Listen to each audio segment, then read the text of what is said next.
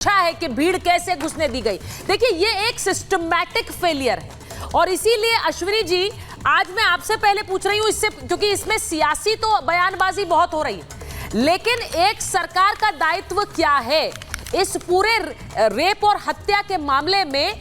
पश्चिम बंगाल की सरकार ने जिस तरह से इस पर यह सवाल उठा कि देरी से एफआईआर क्यों की गई, इतनी देर में परिवार को जानकारी क्यों दी गई, और ये सब हो रहा था, लेकिन सरकार इसे अपनी वाहवाही की तरह प्रेजेंट कर रही थी कि हमने केस क्रैक कर लिया। Breakdown of constitutional machinery, breakdown of legal machinery, breakdown of law and order machinery, freedom of speech और पीसफुली प्रोटेस्ट कर रहे लोगों के ऊपर पुलिसिया कार्यवाही, पुलिस संबंध से जो लोग इस बर्बरतापूर्ण कार्य की भर्त्सना कर रहे हैं, प्रोटेस्ट कर रहे हैं, उनकी वॉइसेस को सप्रेस किया जाना, मॉब लॉ एंड ऑर्डर की परवाह नहीं करते हुए एविडेंसेस को डिस्ट्रैक्ट करने के लिए हजारों की संख्या में क्राइम वाली जगह पर पहुंच जाता है। No rule of law but law of ruler of course. Sandeshkhali जैसी घटनाएं भी घटित होती हैं, उसके बाद भी मैं समझता हूं कि वहां की पुलिस जिसकी जिम्मेदारी थी और under the patronage of state government जिसकी जिम्मेदारी थी लॉ एंड ऑर्डर को मेंटेन करने की, वो फेलियर है। पुलिस पैट्रोनाइज कर रही है इस ऑफेंस को at the instructions of the state government. Supreme court की तल्ख टिप्पणी देखिए, हाई कोर्ट की तल्ख टिप्पणी देखिए। क्रिमिनल इन्वेस्टिगेशन में एक एक सेकंड बहुत इंपॉर्टेंट होता है, लेकिन यहां पर कई दिनों तक जो है उस एविडेंसेस को डिस्ट्रॉय करने की, डिस्ट्रैक्ट करने की, क्राइम सीन से हटाने की कोशिश की गई। मॉब घुस करके वहां पर जितने सीसीटीवी फुटेज और एविडेंसेस होते हैं उनको जो है डिस्ट्रॉय करती है। और आज आप ये देखिए, सिर्फ एक नहीं, सुप्रीम कोर्ट की तीनों ऑब्जर्वेशंस, चाहे वो कमेटी का गठन करना हो, चाहे सुप्रीम कोर्ट ने कहा ये राष्ट्रहित का मामला है, चाहे सुप्रीम कोर्ट ने कहा कि आपने मॉब को कैसे अंदर जाने दिया, चाहे सुप्रीम कोर्ट ने कहा आपने एफआईआर दर्ज करने में कैसे देरी की, सुप्रीम कोर्ट ने कहा आपने क्रिमिनल्स जो थे, जो इस केस में इन्वॉल्व थे, इमीडिएट अरेस्ट क्यों नहीं किया। ये सब बातें अगर आप देखें तो इशारा करती हैं कि जिस सरकार की जिम्मेदारी होती है ये इंश्योर करने की सिटीजन्स जो है सही तरीके से वहां पर रहें, वो सरकार विफल हो रही है। मैं समझता हूं कि इससे बड़ा संवैधानिक संकट कुछ खड़ा नहीं होता। सुचारिता जी, आपने कहा कि एक संवैधानिक संकट खड़ा हो रहा है। इधर आइए, मैं एक बार सीधे सीधे पूछना चाह रही हूं, क्योंकि हमारे साथ तौसीफ खान जुड़ गए हैं, हमारे साथ भारती जी जुड़ी हुई हैं। मैं एक पॉलिटिकल, अगर इसमें एक सियासत खोजने की कोशिश भी बहुत सारे लोग कर रहे हैं, क्योंकि भारती जी आज कपिल सिब्बल जो कि अदालत में थे और पश्चिम बंगाल सरकार की ओर से वो प्रेजेंट कर रहे थे इस केस को, उन्होंने कहा कि जो बयान सॉलिसिटर जनरल दे रहे थे वो सियासत से प्रभावित है। ये भी कह दिया उन्होंने, यानी वो सियासी बयान है। इस पूरे मामले में सियासत पहले खोज ली, लेकिन ये नहीं देखा कि किस तरह से एक इंस्टीट्यूशनल फेलियर था। देखिए, ये खाली इंस्टीट्यूशनल फेलियर नहीं था, ये और कुछ था।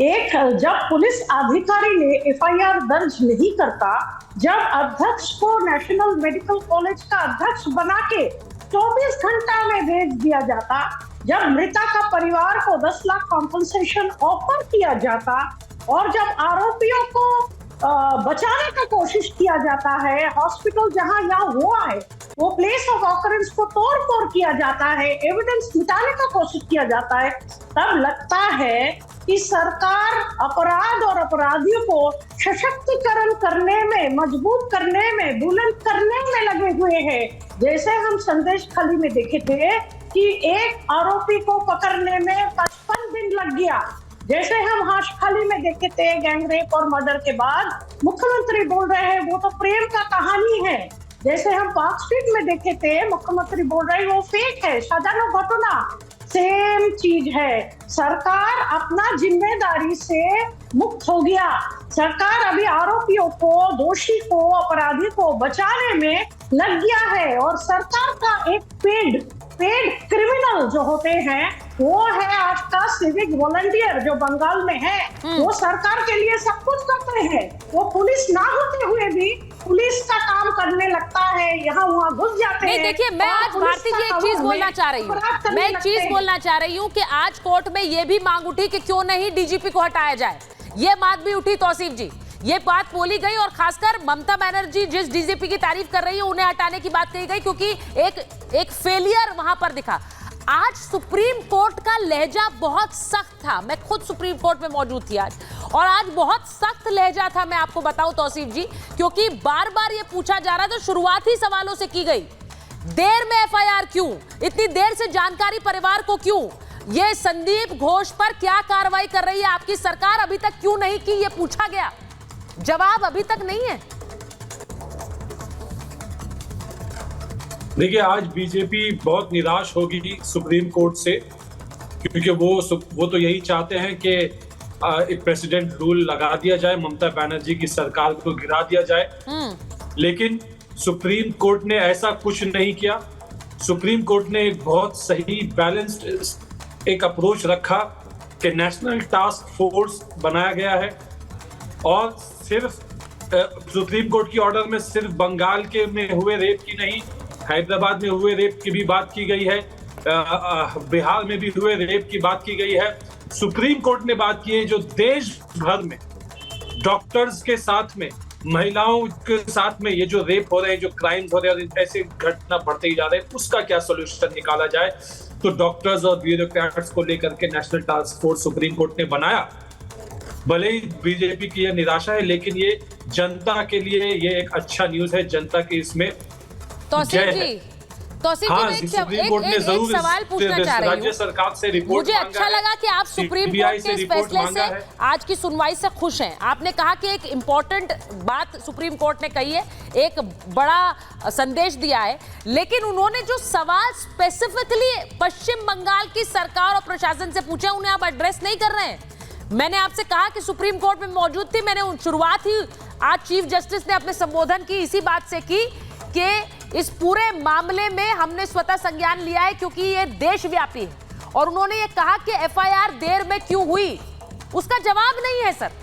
एफआईआर क्यों इतनी देरी में की गई, इतनी देर तक क्या कर रहे थे, क्या छुपाने की कोशिश हो रही थी, इसका सीधा मतलब ये बनता है। कहा कि सुप्रीम कोर्ट ने राज्य सरकार से रिपोर्ट मांगा है, साथ ही सीबीआई से भी रिपोर्ट मांगा है कि 6 दिन से जो वो जांच कर रहे हैं उन्होंने इसमें क्या किया है।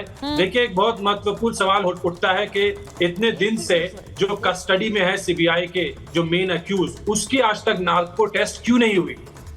3 दिन वो व्यक्ति कोलकाता पुलिस के कस्टडी में था, उसमें सवाल उठाया गया कि उसकी नार्को टेस्ट होनी चाहिए, लेकिन 6 दिन से वो सीबीआई की कस्टडी में। तो क्या सीबीआई इस केस को क्रैक कर चुकी है कि उसके अलावा कोई और जो है इस केस में शामिल नहीं है? क्या सीबीआई ये क्रैक कर चुकी है केस? अगर वो कर चुकी है तो वो जनता को इसका जवाब दे। सीबीआई क्या छुपाना चाह रही है, यही तो सवाल है। कोलकाता पुलिस के ऊपर में या राज्य सरकार के ऊपर में बिल्कुल सही जवाबदेही बनती है, और सुप्रीम कोर्ट ने रिपोर्ट मांगा है और ये सही है, ममता सरकार को इसका रिपोर्ट सुप्रीम कोर्ट में जमा करना पड़ेगा। लेकिन ये जो